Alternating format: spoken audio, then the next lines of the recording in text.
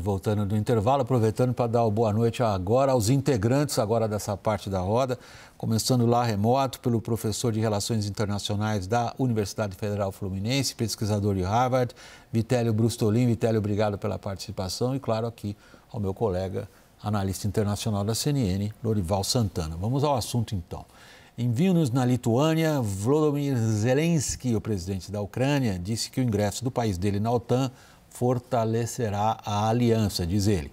A declaração foi feita depois do anúncio pela OTAN de que facilitaria a entrada da Ucrânia, mas, tem sempre um mas aí, né? Entre aspas, quando todos os requisitos forem cumpridos. Reportagem é do nosso analista sênior do Internacional de Londres, Américo Martins.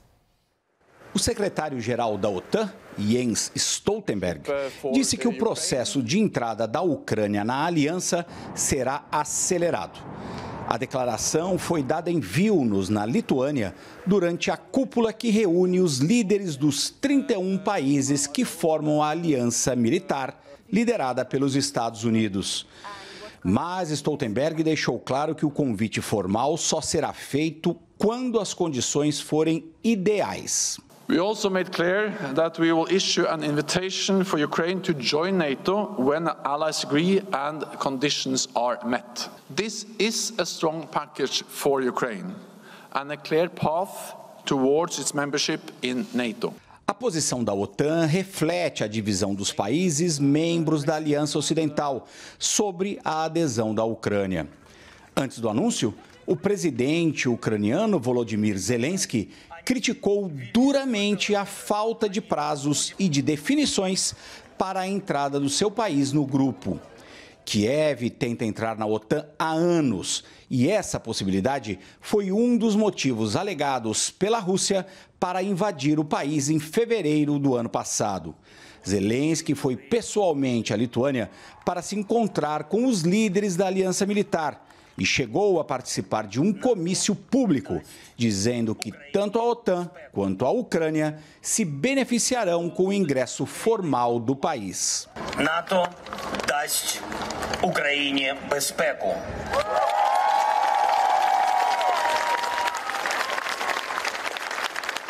Україна зробить НАТО сильніше. Além das discussões sobre a Ucrânia, a cúpula também debateu a entrada da Suécia na organização. Depois de anos de uma política pacifista, o país nórdico decidiu, assim como a vizinha Finlândia, se juntar à OTAN para buscar segurança diante de uma Rússia cada vez mais agressiva. Mas o governo da Turquia vinha bloqueando a entrada dos suecos, porque vários opositores do presidente autocrático turco, Recep Erdogan, são refugiados no país. A OTAN anunciou que Erdogan tinha finalmente concordado em aceitar a Suécia como o 32º membro da aliança. Américo Martins, da Europa, para a CNN Brasil. Vitélio Brustolin, o encontro da OTAN tem sido visto, sobretudo pela imprensa dos países que fazem parte dessa organização, como um dos mais importantes, talvez em décadas. Saiu dali com uma formulação de um plano de defesa comum que não se via há algum tempo, ou seja, uma resposta militar comum ao que claramente é indicado ali como a Rússia, como não como adversário, como inimigo. A Ucrânia, para todos os efeitos, já é um exército da OTAN. Equipada com armas da OTAN, treinada por instrutores da OTAN, lutando da mesma maneira que a OTAN numa determinada situação geopolítica. O que mais saiu daí? Boa noite, William, Lorival, boa noite a todos. William, o processo de adesão à OTAN tem duas fases. Uma fase é de apresentação de um plano de solicitação de adesão. Esse plano é analisado pelos aspectos militares e políticos e na fase seguinte se passa pela aceitação dos hoje 31 países membros 32, se a Suécia conseguir finalizar o seu processo, que vai passar pela ratificação do Congresso da Turquia em breve. O que a OTAN está fazendo é reduzir o processo de ingresso da Ucrânia para uma fase só. Está tirando a fase da apresentação do plano de solicitação. Ou seja, na prática, a Ucrânia entraria apenas com a aceitação dos países membros. Além disso, a OTAN está criando um conselho para que a Ucrânia possa se consultar com especialistas militares, políticos, diplomáticos da OTAN o tempo todo, ou seja, é um pé dentro da OTAN.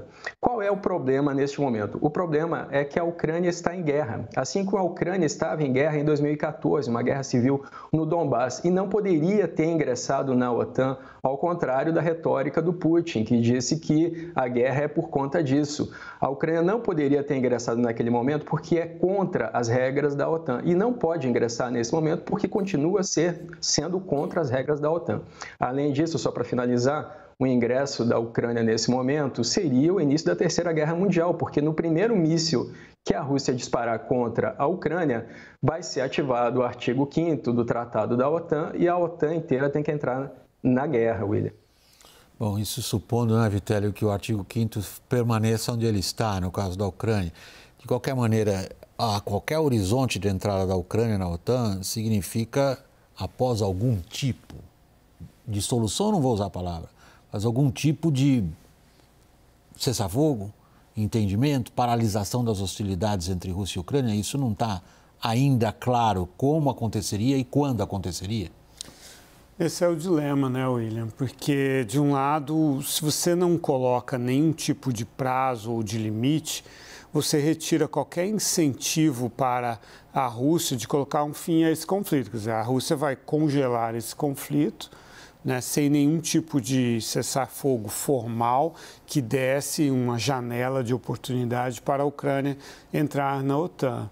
Por outro lado, se você estabelece, né, um cronograma, como o Zelensky disse que gostaria que acontecesse, você acaba atando o destino da OTAN ao destino da Ucrânia e do conflito, e a Rússia pode manipular isso também. Então, no fundo, é um conundrum, né? Uma coisa sem um labirinto ali, sem muita solução. Mas, de fato, isso que o professor salientou é importante. Se você tira a necessidade do plano de ação de adesão, tem países aí como a Macedônia, que até mudou de nome enquanto espera esse plano ser concluído. Faz 20 anos que a Macedônia virou Macedônia do Norte, está esperando por isso. Então, de fato, foi um ganho monumental para a Ucrânia, embora o Zelensky continue reclamando, mas a reclamação dele também tem a ver com o desejo de conseguir o máximo possível, e ele está conseguindo muita coisa em termos de armamento nessa cúpula. Nessa questão a qual o Lorival acabou de se referir, Vitélio, está embutido uma questão importantíssima.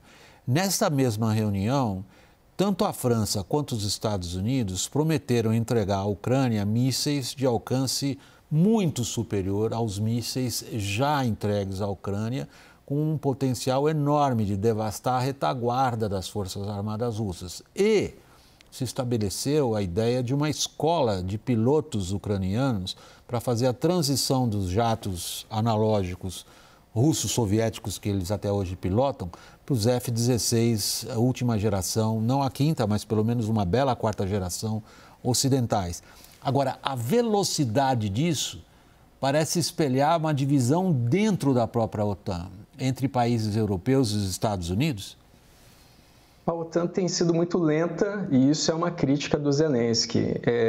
Aproveitando que o Lorival apontou, né, existe um plano de ajuda à Ucrânia de longo prazo que o presidente Macron havia afirmado que seria feito nos moldes da ajuda que os Estados Unidos fornecem para Israel, um plano anual de ajuda.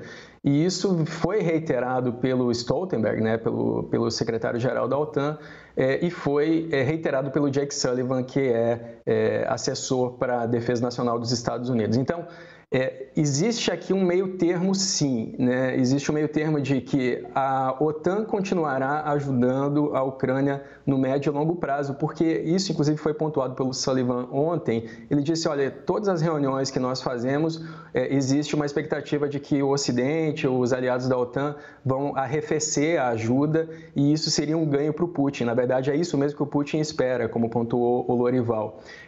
Mas esse calendário de longo prazo dá um horizonte para a Ucrânia de que ela vai poder continuar se defendendo e que o apoio desses países permanecerá. E aí tem uma questão que foi pontuada ontem pelo Instituto para Estudo da Guerra, que nessas 5 semanas de contraofensiva ucraniana, a Ucrânia recuperou tanto o território quanto a Rússia conseguiu nos últimos 6 meses de guerra. Ou seja, é uma contraofensiva lenta, mas ela tem tido alguns ganhos. E isso vai minando também a força russa. E para finalizar, William, com a sua pergunta, os mísseis Scalp da França, eles têm 250 km de alcance.